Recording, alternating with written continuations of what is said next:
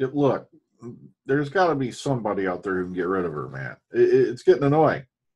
Yeah. Well, I don't know what to do. She's haunting the house again.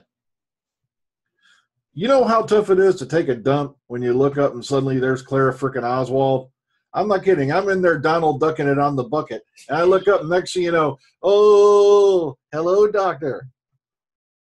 Well, the last bunch of guys you sent out here, it was cleanly out of their league. They were vampire killers. Look, just, I don't care. Will a rat get? Well, no, I don't think the exterminator will work. I don't think she eats cheese. She can be cheesy. Well, like I said, some people think she's a life-sucking bitch from hell, but that doesn't mean that the vampire guys are going to do anything about it. Oh, we'll deal with this later. I'm in the middle of something. Oh man. Sorry, folks. And Dr. Freedom here with you. Oh, I'm not kidding. It's getting to me nuts. She's haunting me again. It's bad enough she screwed up an entire series of Doctor Who. Well, okay, here we go. Let's get into it. Let's get on it. Hello there, Dr. Freedom with your Times of Doctor News. News from in and around the universe that may or may not affect you in some emotionally strange way that I might start talking like this.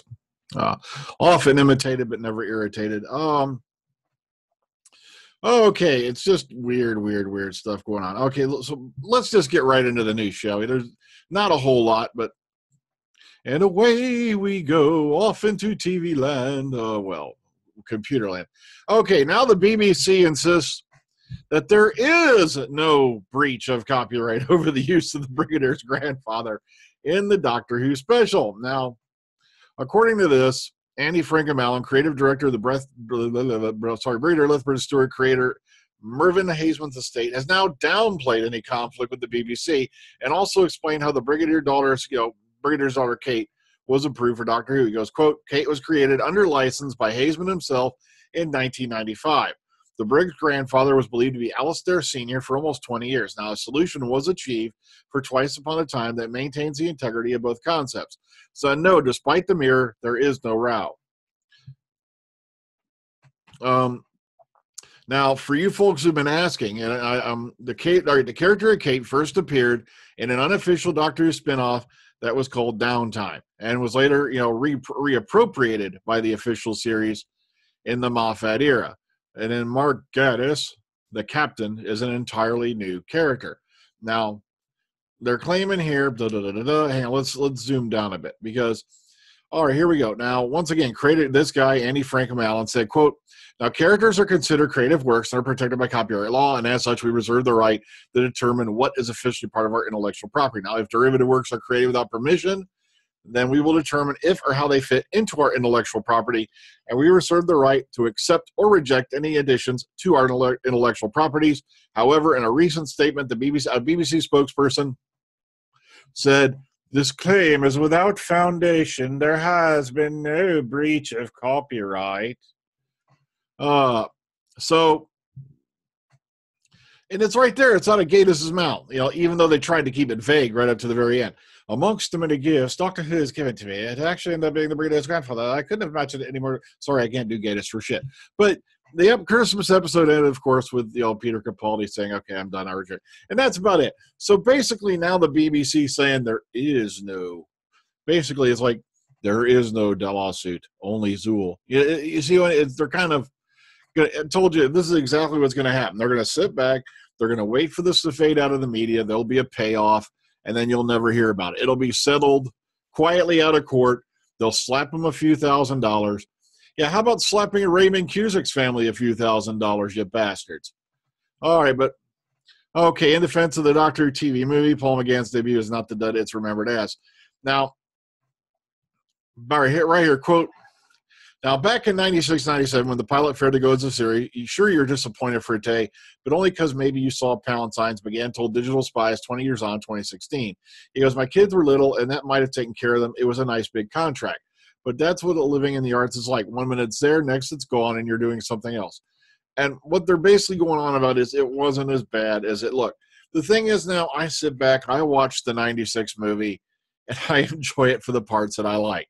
Sure, when I first watched it, I was one of those die-hard, guys who ticked off all the boxes they got wrong. One of my favorites being the Eye of Harmony is not in each individual TARDIS. It's in the Panoptic and under Gallifrey and powers the entire time travel continuum. See, I was doing stuff like that back in the day. Now, here's one that drives everybody nuts to this day. The Doctor is not half human. That would make him too much like Spock. Does that mean every hybrid character in history is now going to be compared to Leonard Nimoy's Mr. Spock?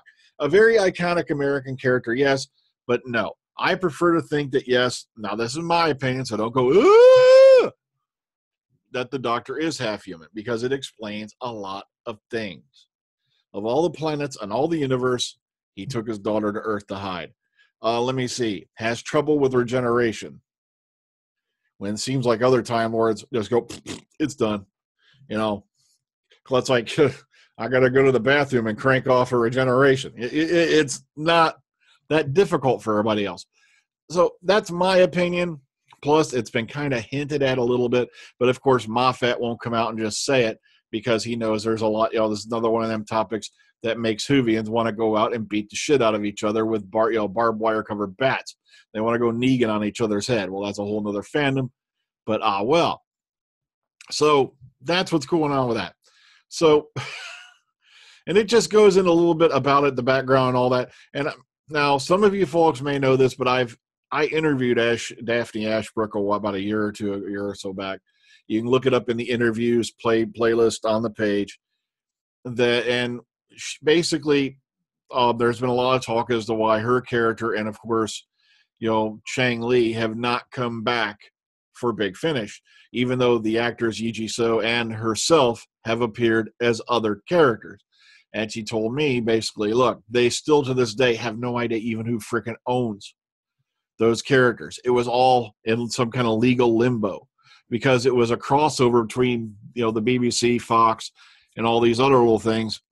So like that. So the character of Grace is in limbo. Like I said, same thing with Shang Li. It's the Asian child. So if you're here, this gives you a little bit of info on. Also, if you haven't watched it, here is the audition tape, by the way. And watch this scene very carefully, because this was one of the scenes that was going to get done if it had taken off. Like I said, I was kind of glad it didn't, because the Daleks would have been completely different. The Doctor, yes, would have been half human. The Master would have been his brother. They would have both been descendants of Rassilon. And the Doctor in the first series was off on a quest to find his dad, Ulysses. And, oh, man. I'll put it to you this way.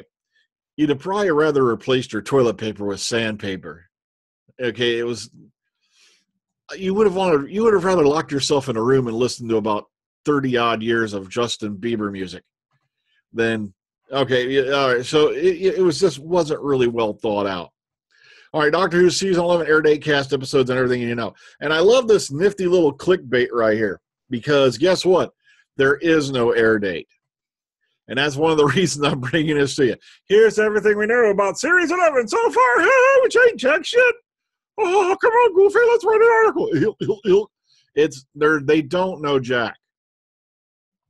This is all speculation. This is all trying to pull something out of their ass based off past years. And the thing is, we really don't know when Doctor Who's going to air. All we know is autumn. Now, like I said, Radio Times had this article up that said August 2018. But the problem is they went back later that day and changed it to autumn. So it could have just been a typo. It could have been a slip up, an autocorrect error. Also, here's some of the, there's the old photo. Here's some of the nude photos out of this week's not nude photos, you sneaky bastards. And, so it gives you a little, speculation and all that, but no, there is no air date. And chances are, if you've been watching this, you already know what's going on. So nothing really new there. They're just trying to make it sound like they got something new. Okay, exclusive cover revealed for the Gallifrey One convention 12th Doctor comic. And if you zong down, look at this. Oh, baby. It's nerdy. So kind of nifty and cool there. All right, moving on. Missy returns in her. Now, this is kind of a reminder because we've talked about this a little while, but now that it's coming up, I thought it'd be a good idea to bring it up again. That yes, the Missy Chronicles out next month with what do you call it? It's gonna be the Missy Chronicles. Know You're in Front of Me. So if you're interested in that, you can pre-order it here or keep your eyes out for it. And here's a little synopsis of and it'll be about February 22nd of this year. So just over a month. Okay, 10 things you may not know about the Power of Three. This is over on Anglophenia. Just mainly nifty little trivia, tidbits, and facts, and things like that. Now, my only problem with the Power of Three, it was I liked the episode. I enjoyed it. What happens if somebody slow invades the planet and, they just become accepted? But then, of course, you're introduced to this, what could have been a brilliant new enemy that an ancient enemy that the Time Lords knew about and feared since they were kids. But, oh, look, sonic screwdriver. So that's the only problem I really had with it was the ending with the sonic screwdriver. And also the fact they dragged the pawns back for half a series they didn't need to. But Karen Gillan isn't blue after wrapping on the upcoming Avengers films. Quote, after approximately 1 year of shooting, I'm officially picture wrapped on Avengers Infinity War, Parts 1 and 2. A monumentally inspiring experience, and thanks to the Russo brothers, our fearless directors, for this badass Infinity War bracelet. Now I must wash the blue from under my fingernails for 4 days. And this is that nifty bracelet that they gave her on the thing. So Karen Gillan out there still scoring major multi-million-dollar work while Matt Smith is contemplating selling real estate or possibly used cars. Okay. For you folks that are barking, there's going to be a Doctor Who Star Wars actors will attend a barking signing event, and the 2 Doctor Who actors they're referring to are Bonnie Langford and Sophie Aldred. Please go show them some love if you're in the area. Like I said, I've never met Bonnie Langford. I'd love to have her on the show and interview her someday if I could corral her. But of course, she's very busy these days doing, whatever show she's on. But also, like I said, Sophie's been on here like 4 times. And like I said, she's an incredibly kind lady, and I'm really hoping that I get to meet her later this year. We'll talk about that in a minute. Okay, moving on. Oh, my God, I did it again. Oh. All right, on a sad note, we lost David Fisher. He died at the age of 88, wrote 3 Doctor Who stories, all starring Tom Baker. First was Stones of Blood, which to me was, it's part of the Key to Time series. And that one to there is one of the ones that sticks out, to me to this day. And of course, Android Zatara, well, like I said here, it was inspired by the novel Prisoner of Zenda. Like I said, it was a very entertaining episode, though. Not really, I can't really downplay it. And Creature from the Pit is one everyone gets a laugh at because of the massive green condom-looking alien, Urato, the Tythonian. But still, a very good story to it, all in all. And his final contribution was the season 18 opener, The Laser Hive. So, very sad that we've lost another Doctor Who alumni. Apparently, he passed, just yesterday. Okay, for you folks who are out there, you remember that time we had this, little get-together called Ohio Who, and you kind of wish you was there, but now it's too late because that's then, and we don't have a TARDIS. Well, guess what? You're going to have to take the long way around. But if you just wait a little longer in October on the 20th and 21st, you're going to have Ohio Who too. And yes, it's no, this one's not going to be a free event. All the info you need, like I said, below in the description box on all my videos now, you're going to have a little section there that says Ohio Who. It has a link to take you to the Facebook page and a link to their main website, which is simply ohiowho.com. So far, we got Sophie Aldred, Michael Jaston, James Callahan, Scott Stevenson. Now, Scott Stevenson's he's one of them guys who kind of, has been an extra or a walk-on and thing like that across many, many episodes. James Callahan's done some stuff for Big Finish and whatnot. Of course, Michael Jaston being the Valyard, and of course, Sophie Aldred as the immortal Wicked Ace, Queen of the Baseball Bat. So, once again, October 21st, 20th and 21st in Germans Villa on Vermilion, Ohio. And like I said, all the info you'll need is on the website, on the Facebook page, and they are doing tickets right now through Eventbrite. If I remember right, it's like I think 25 for Sunday, 35 for Saturday. Weekend pass is like 50. So, and I think the VIP passes are like 130. Like I said, if you want to go that route, I guess I'm not a big fan of VIP passes. Never have been. I think everybody should pay the same price, get the same experience. But, that's how they sell tickets at cons now. So, it's kind of an end thing. Well, folks. So, everybody, until next time, please take care. Ta-ta. Enjoy the rest of your night. See you on the flip side. Have a good one.